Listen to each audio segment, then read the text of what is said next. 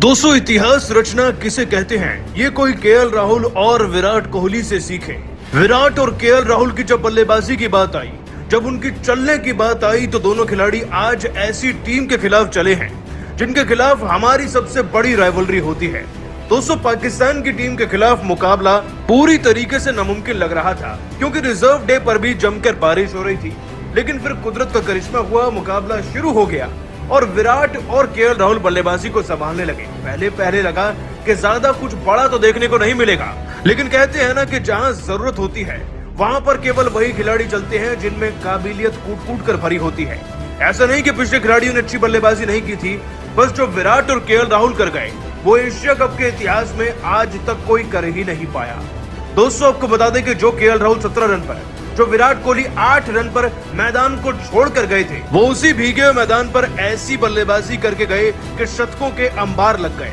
आपको बताएं दोस्तों कि जैसे ही मैच शुरू हुआ तो दोनों खिलाड़ियों ने संयम बरता। पहले सिंगल डबल्स लिए अपने आप को सेट किया, लेकिन उसके बाद शायद ही कोई गेंद और शायद ही कोई गेंदबाज बचा होगा जिसमें चौके व छक्के ना लगे हों। केएल राहुल ने इसी बीच 69 गेंदों में 5 चौके 2 छक्के जड़कर अपना 50 पूरा किया और विराट भी उनके साथ साथ ही चल रहे थे। दोस्तों, विराट ने भी इतनी गेंदों में 50 अपना पूरा कर लिया था, लेकिन किसे पता था कि यहाँ बात केवल हाफ सेंचुरी की नहीं बल्कि शतक की होगी, और केवल शतक की नहीं बल्कि शतकों की होगी। इसका सिलसिला शुरू हुआ जब केएल राहुल 66 पर बल्लेबाजी कर रहे थे और विराट भी 50 पूरी कर चुके थे। जरा इसके बाद के आंकड़े सुनिए। 81 गेंदों में 72 रन पर केएल राहुल पलक झपकते पहुंच गए। उधर विराट कोहली भी 57 रन 58 गेंदों में बना चुके थे। और फिर आया एक ऐसा ओवर जिसने सारे मैच की काया को पलट कर रख दिया। दोस्तों, शाहीन शाह अफरीदी का ओवर, जहां पर बैक टू बैक चौके देखने को मिले। और अब विराट कोहली का स्कोर 63 तो केएल राहुल का 79 हो चुका था, लेकिन चौके और छक्के थमने का नाम नहीं ले रहे थे। इफ्तिकार अहमद के आते ही जब विराट कोहली ने उन्हें छक्का जड़ा तो केएल राहुल ने उनको चौका जड़ दिया। विराट ने ही इस ओवर में एक और चौका भी जड़ा। अब दोस्तों, विराट और केएल के बीच में एक अलग ही दौड़ चल पड़ी थी, जिसमें विराट कोहली 80 रन पर तो केएल राहुल 84 रन पर पहुंच गए थे।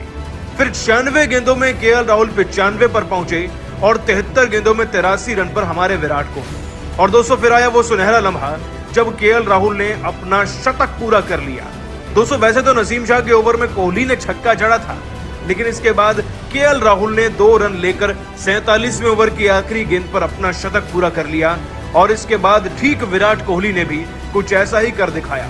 वाकई में कमबैक हो तो वैसा, और अगर किसी पार्टनरशिप का भी कमबैक हो तो वो भी ऐसा ही होना चाहिए। एक शतक नहीं, दोनों खिलाड़ियों के बल्ले से शतक निकलना चाहिए, और ये कोई सपना नहीं बल्कि हकीकत है जो विराट और केएल राहुल ने मैदान में करके दिखाई है। दोस्तों, शतक लगाना मुश्किल नहीं, लेकिन पाकिस्तान के खिलाफ भीगे हुए मैदान में इतने प्रेशर में शतक लगाना वाकई में बहुत मुश्किल है। लेकिन ये मुश्किल बाकी खिलाड़ियों के लिए होगा, विराट और केएल राहुल के लिए नहीं। शायद इसीलिए तो दोनों ने इतिहास रच दिया है। दोस्तों, आपको बता दें, आज तक तीसरे विकेट के लिए पाकिस्तान के अगेंस्ट एशिया कप में वनडे में इतनी बड़ी पार्टनरशिप हुई ही नहीं है। ये विराट के करियर का एक बहुत बड़ा शतक है।